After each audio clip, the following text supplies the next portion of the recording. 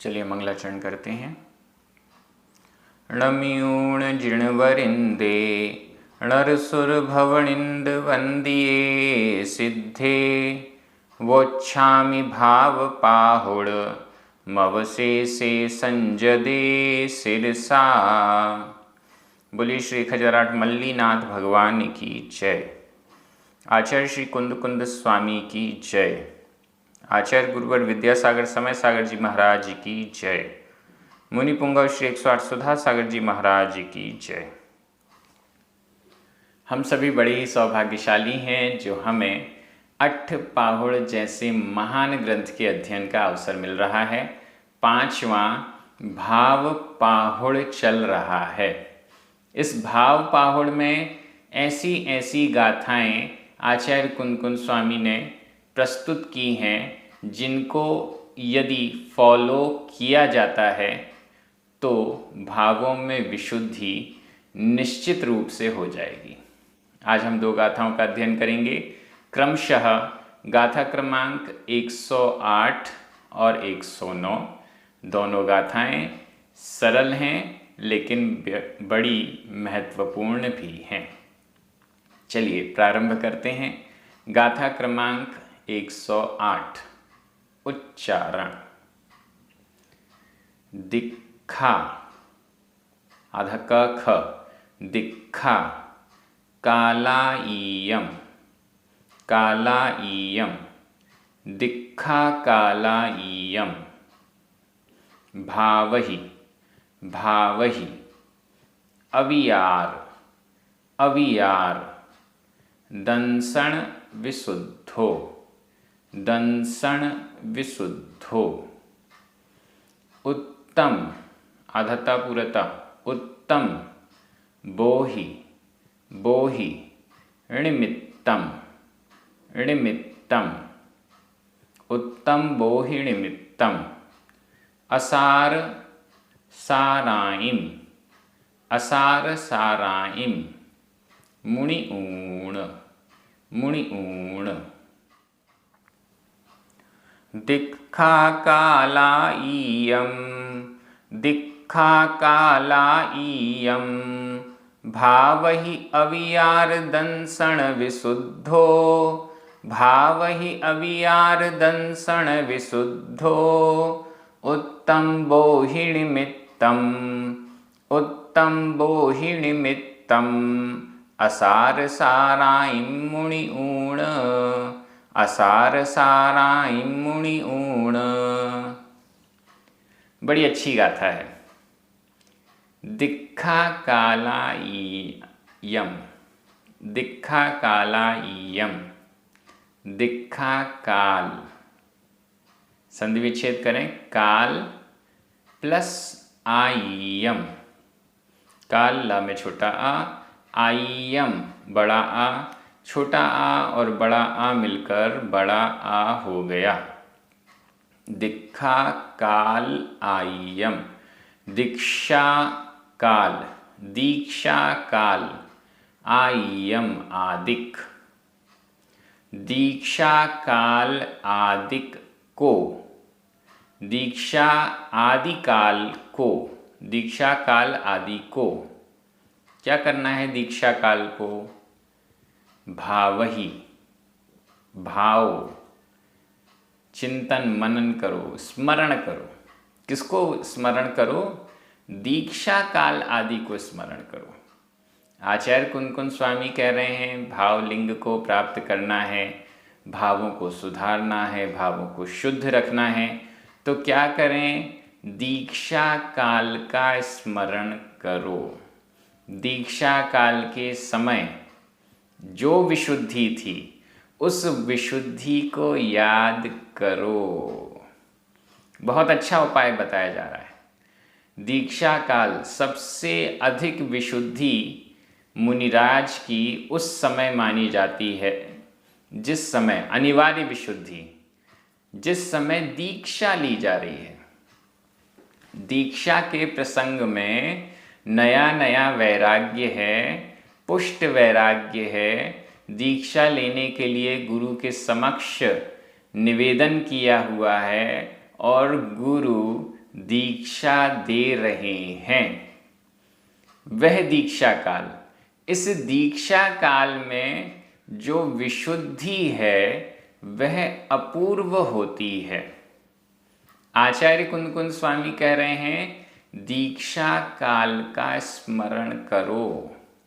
दीक्षा काल के समय जो विशुद्धि थी, जो भावना थी, जो चिंतन था, जो लक्ष्य बनाया था, उसका चिंतन करो बार बार निरंतर।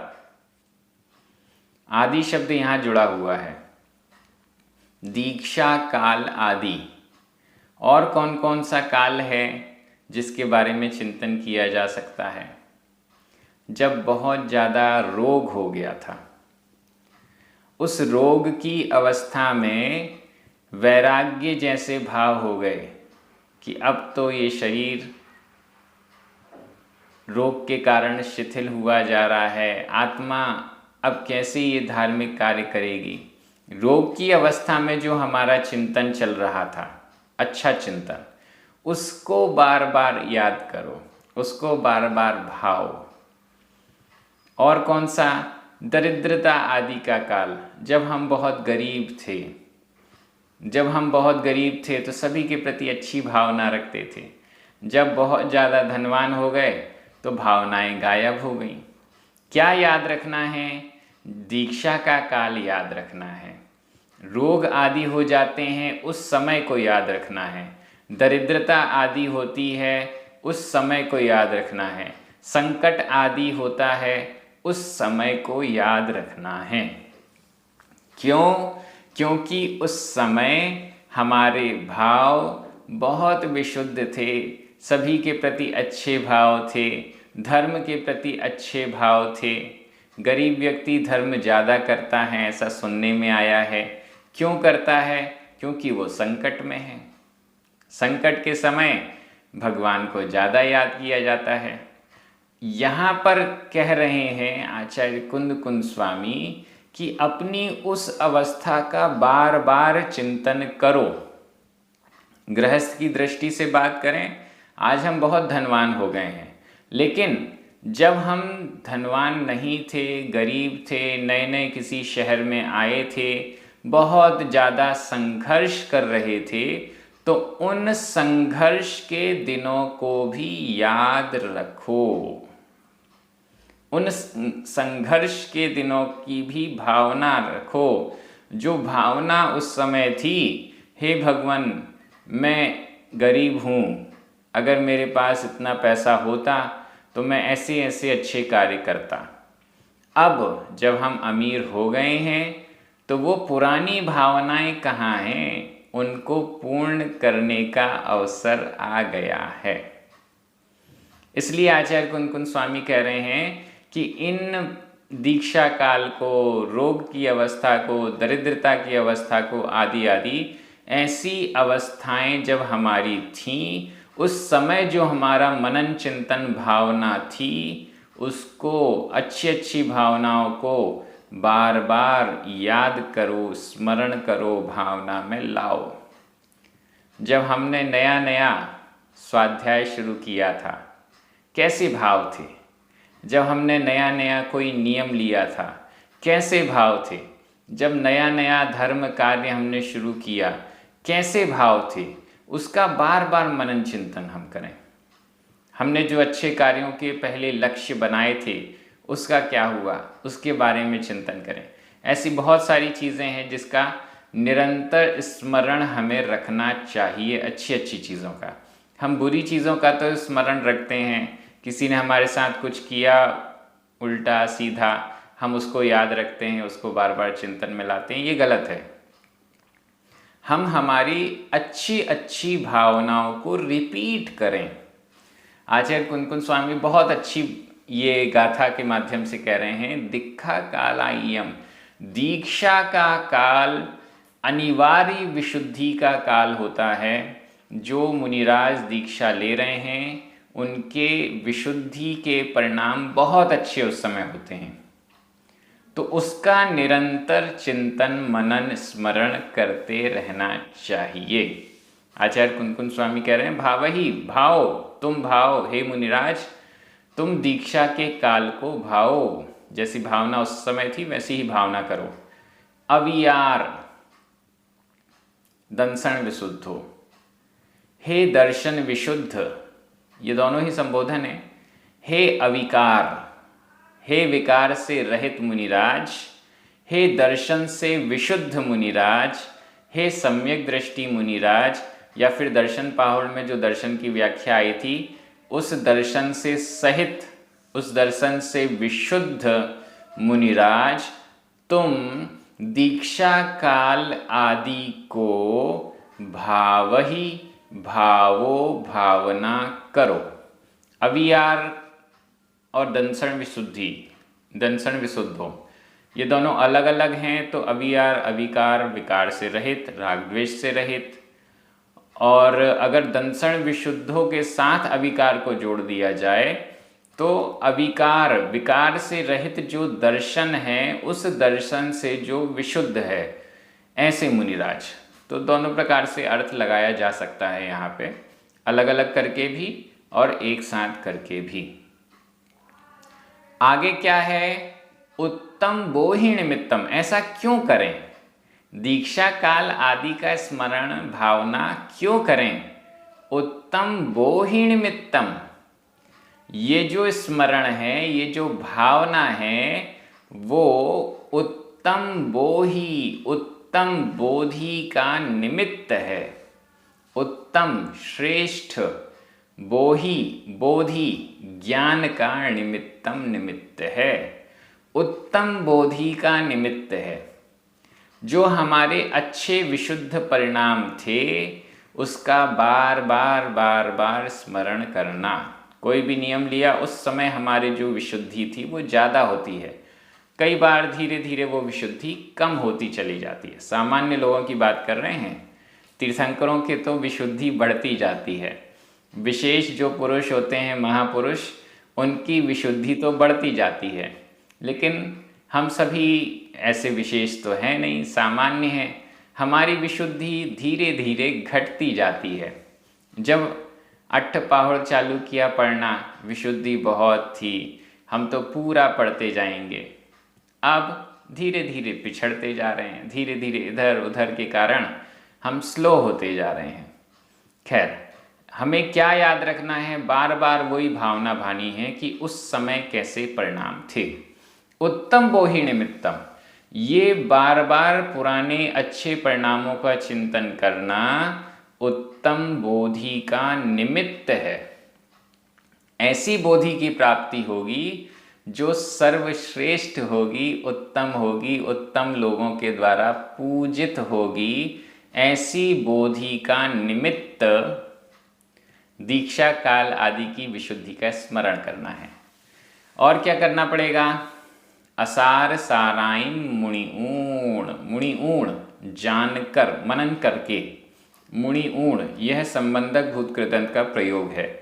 असार साराइम, असार और सार, असार और सार, इसको जानकर, असार क्या है और सार क्या है, इसको जानकर दीक्षा काल आदि को भाओ। गृहस्थ अवस्था, दीक्षा के पहले की अवस्था असार थी। दीक्षा लेने के बाद जो मुनिराज बन गए वो सार है। ऐसे ही बहुत सारी चीज़ें असार हैं और उससे विपरीत सार हैं। असार और सार को मुनिऊण जानकर, गंदे कार्य असार हैं, अच्छे कार्य सारभूत हैं। स्वाध्याय नहीं करना असार है, स्वाध्याय करना सार है।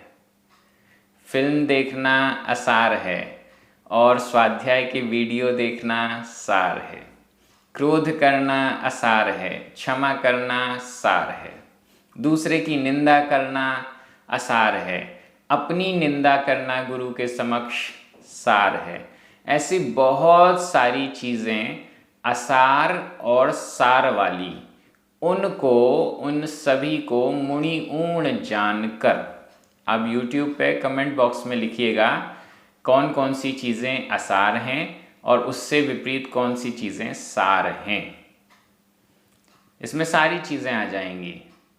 हम अच्छे जितने कार्य कर रहे हैं वो सारभूत हो जाएंगे और उनसे विपरीत जो गलत कार्य कर रहे हैं वो सब असार हो जाएंगे। उसकी लिस्ट आप अपनी कॉपी में बनाइएगा। हमारे जीवन में ऐसे कौन से कार्य हैं जो असार हैं, बेकार हैं, जिससे कोई फायदा नहीं, और उनसे विपरीत कौन से कार्य हैं जो सारभूत हैं। दोनों को आमने सामने लिखिएगा, बहुत आनंद आएगा। तो असार और सार को मुनि ऊण जानकर, हे अविकारी दर्शन से विशुद्ध मुनिराज, तुम दीक्षा काल आयम आदि को भावहि भावो। ये तो क्या है, उत्तम बोधि का निमित्त है। बड़ी अच्छी और सरल गाथा है। ये दीक्षा कालायम, ये शब्द हमेशा हमारे दिमाग में घूमना चाहिए। और अच्छे अच्छे कार्य जब हमने शुरू किए हैं, उस विशुद्धि को हमें अपने दिमाग में बार बार लाना चाहिए, जिससे वह विशुद्धि के परिणाम बार बार हमारे सामने आ सकें। व्याकरण की दृष्टि से दीक्षा कालायम द्वितीया विभक्ति का एक वचन है। भावहि विधि एवं आज्ञाकाल मध्यम पुरुष एक वचन का क्रिया रूप है। अवियार दंसण विशुद्धो, ये दोनों ही संबोधन एक वचन के क्रिया शब्द रूप हैं। उत्तम बोहि निमित्तम, यह भी द्वितीया विभक्ति का एक वचन है। असार साराइम द्वितीया विभक्ति का बहुवचन है। मुनि ऊण संबंधक भूत कृदंत का प्रयोग है। मैं एक बार हिंदी अर्थ कर रहा हूं, आपकी नज़र प्राकृत शब्दों पर जानी चाहिए। हे अविकार दर्शन से विशुद्ध मुनिराज, तुम असार और सारभूत पदार्थों को जानकर उत्तम बोधि के निमित्त दीक्षा आदि काल को भावो। बहुत अच्छी शिक्षा इस गाथा से हमें मिल रही है। अब हम आगे चल रहे हैं। गाथा क्रमांक 109, उच्चारण। सेवहि सेवहि चौविह लिंगम, चौविह लिंगम। अभ्यंतर आधा ब भ, अभ्यंतर लिंग शुद्धि मावर्णो, आधणा पुरणा मावर्णो। अभ्यंतर लिंग शुद्धि मावर्णो, अभ्यंतर लिंग शुद्धि मावर्णो। बाहिर बाहिर लिंग मकज्जम, बाहिर लिंग मकज्जम, आधा जा पूरा जा, बाहिर लिंग मकज्जम। होई होई फुडम फुडम, भावरहियाणम भावरहियाणम। सेवहि चौविह लिंगम, सेवहि चौविह लिंगम। अभ्यंतर लिंग शुद्धि मावर्णो, अभ्यंतर लिंग शुद्धि मावर्णो। बाहिर लिंग मकज्जम, बाहिर लिंग मकज्जम। होई फुडम भावरहियाणम, होई फुडम भावरहियाणम। ये गाथा भी बड़ी महत्वपूर्ण है। सेवहि सेवहि सेवन करो, सीधे सीधे आदेश या उपदेश मुनिराजों को मिल रहा है। सेवहि सेवन करो, तुम सेवन करो। किसका सेवन करो? हे मुनिराज तुम सेवन करो। किसका सेवन करो? चौविह लिंगम। चौ चार, विह प्रकार, लिंगम, लिंग यानी वेश, 4 प्रकार के लिंग का, 4 प्रकार के वेश का सेवहि सेवन करो। ये 4 प्रकार का वेश कौन सा है? नीचे लिखा हुआ है बाहिर लिंगमकज्जम, यहाँ संधि विच्छेद करना पड़ेगा। बाहिर लिंगम आधा म, अकज्जम अ आधा मा और आ मिलकर मा पूरा हो गया। बाहिर लिंगम अकज्जम, किसकी बात चल रही है? बाहिर लिंगम, बाह्य लिंग की। बाहिर लिंगम, बाह्य लिंग को, ये बाह्य लिंग कैसा है? 24, 4 प्रकार वाला लिंग, 4 प्रकार वाला वेश। इसको सेवहि, इसका सेवन करो। लेकिन कैसे सेवन करना है? अभ्यंतर लिंग शुद्धि मावर्णो, बाहिर लिंग का सेवन करना है, बाह्य वेश का सेवन करना है, लेकिन कैसे करना है? अभ्यंतर लिंग शुद्धि मावर्णो, यहां भी संधि विच्छेद करना पड़ेगा। शुद्धिम आधा म, आवर्णो बड़ा आ, आधा मा और बड़ा आ मिलकर माँ में बड़े आ की मात्रा हो गई। अभ्यंतर लिंग शुद्धिम, अभ्यंतर अंतरंग लिंग वेश की शुद्धिम शुद्धि को, आवर्णो प्राप्त, आपन्न संपन्न, अभ्यंतर अंतरंग लिंग शुद्धि से संपन्न, अभ्यंतर लिंग शुद्धि से अंतरंग परिणामों की विशुद्धता से संपन्न। हे मुनिराज, यहाँ भी आवर्णों को हम अगर प्रथमा विभक्ति का एकवचन कहेंगे तो संबोधन के बाद लगाना पड़ेगा, और अगर संबोधन में ले लेंगे तो वो संबोधन के रूप में।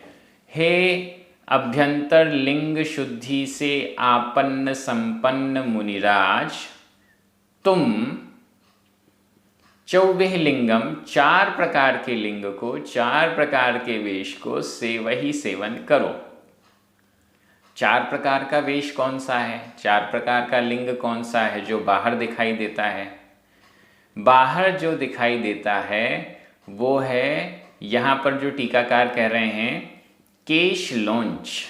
4 प्रकार की चीज़ें जो बाहर दिखाई देती हैं। केश लौंच, सबसे पहला है सिर के बालों को लॉन्च करना। सिर के जो बाल हैं उनका केश लॉन्च मुनि महाराज करते हैं। तो ये हुआ पहला। दूसरा दाढ़ी और मूछ। दूसरा है दाढ़ी के बालों को लॉन्च करना, मतलब दाढ़ी के बालों को भी लुंचन करना। तीसरा है मूछ, मूछ के बालों का भी लुंचन करना। केश लुंचन करना, सिर के बालों का लुंचन करना, अपने हाथों से सिर के बाल अलग करना, खींचकर अलग करना, कैंची से या उस्तरे से नहीं, केश लॉन्च करना। सिर के बालों का, फिर दाढ़ी, दूसरे नंबर पर दाढ़ी के बाल, तीसरे नंबर पर मूछ के बाल। इन 3 प्रकार के बालों का लुंचन करना। और इसके अलावा अधोभाग में जो बाल होते हैं उनका लुंचन नहीं करना। वो जैसे हैं उनको वैसे ही धारण करे रहना। ये 4 प्रकार का 24 लिंगम, 4 प्रकार का लिंग है, 4 प्रकार का वेश है। इसको ही बाहिर लिंगम, बाह्य लिंग कहा गया है। इसका सेवन करो, मतलब आचार्य कुंदकुंद स्वामी कह रहे हैं केश लॉन्च करो। केश लॉन्च क्यों करें? केश लॉन्च करने से क्या फायदा है? केश लॉन्च करने से अंतरंग के जो निर्ममत्व के भाव हैं वो सामने आते हैं। शरीर के प्रति राग होगा तो थोड़ा सा भी, एक बाल भी सिर का लॉन्च करने में, लुंचन करने में पूरा भेद विज्ञान नजर आ जाएगा। जो केश लॉन्च करते हैं वो शरीर से राग नहीं रखते हैं, वो शरीर और आत्मा को भिन्न भिन्न मानते हैं, यह तुरंत सामने आ जाता है। यह भेद विज्ञान प्रकट हो जाता है कि हाँ, यहाँ असली भेद विज्ञान है। और जो शरीर से राग रखते हैं वो केश लौंच से दूर भागते हैं। तो उनका भेद विज्ञान है या नहीं है ये भी स्पष्ट है। तो भेद विज्ञान को प्रकट करने वाला अभ्यंतर लिंग शुद्धि मावर्णो, अंतरंग की लिंग शुद्धि से जो संपन्न है, ऐसे मुनिराज केश लुंचन करें। अभ्यंतर में जो शुद्ध परिणाम वाले हैं, ऐसे मुनिराज केश लौंच अवश्य करें। यहाँ 4 प्रकार का लिंग, सिर के बालों का लुंचन करना, दाढ़ी के बालों का लुंचन करना, मूछ के बालों का लुंचन करना और नीचे वाले भाग में जो बाल हैं उनको नहीं हटाना, ये 4 प्रकार का लिंग यानी वेश हो गया। यही बाहिर लिंगम, बाहिर लिंग, बाह्य वेश है। आगे क्या कह रहे हैं? बाहिर लिंगम अकज्जम, यह जो बाह्य लिंग है जिसका सेवन करने के लिए कहा जा रहा है, यह बाहिर लिंगम अकज्जम, अकार्य होता है, फुटम निश्चित रूप से। बाहिर लिंगम अकज्जम, बाहिरी लिंग अकार्यकारी है, कोई भी कार्य करने वाला नहीं है, मोक्ष प्रदान करने वाला नहीं है, होता है। फुडम निश्चित रूप से। कब? किसके लिए? सबके लिए नहीं। भाव रहियाणम, भाव रहियाणम, भावों से रहित, भावलिंग से रहित जो मुनिराज हैं, उनके लिए बाहिर लिंगम, बाह्य लिंग, फुडम स्पष्ट रूप से अकज्जम, अकार्यकारी होता है। सबके लिए बाह्य लिंग अकार्यकारी नहीं है। जो भावों से रहित हैं, भावलिंग से रहित हैं, ऐसे मुनिराजों के लिए बाह्य लिंग अकार्यकारी है। इतना अच्छा यहाँ पर एक एक व्याख्या जैन दर्शन का सार यहाँ प्रस्तुत किया जा रहा है। बाह्य लिंग का पालन करो ये तो कहा, लेकिन भाव से रहित जो हैं उनका भावलिंग कार्यकारी भी नहीं है। इसलिए अभ्यंतर लिंग की शुद्धि के साथ, अंतरंग भावों की विशुद्धता के साथ बाह्य लिंग का पालन करने के लिए यहाँ आचार्य कुनकुन स्वामी उपदेश दे रहे हैं। गाथा आपको समझ में आ गई होगी। व्याकरण की दृष्टि से वही विधि एवं आज्ञा काल मध्यम पुरुष एक वचन का क्रिया रूप है। चौविह लिंगम अभ्यंतर लिंग शुद्धिम बाहिर लिंगम, ये सभी द्वितीया विभक्ति के एक वचन हैं। अकज्जम, अकज्जम को भी ले लीजिए। आवर्णो संबोधन एक वचन। होई वर्तमान काल अन्य पुरुष एक वचन का क्रिया रूप है। फुडम अव्यय है। भावरहियाणम चतुर्थी विभक्ति का बहुवचन है। अकज्जम रह गया, अकज्जम, इसको भी द्वितीय विभक्ति का एक वचन ही कहेंगे। मैं एक बार हिंदी अर्थ कर रहा हूं, आपकी नजर प्राकृत शब्दों पर जानी चाहिए। अभ्यंतर लिंग शुद्धि से संपन्न हे मुनिराज, तुम 4 प्रकार के बाह्य लिंग को सेवन करो, क्योंकि भाव से रहित मुनिराजों के लिए निश्चित रूप से बाह्य लिंग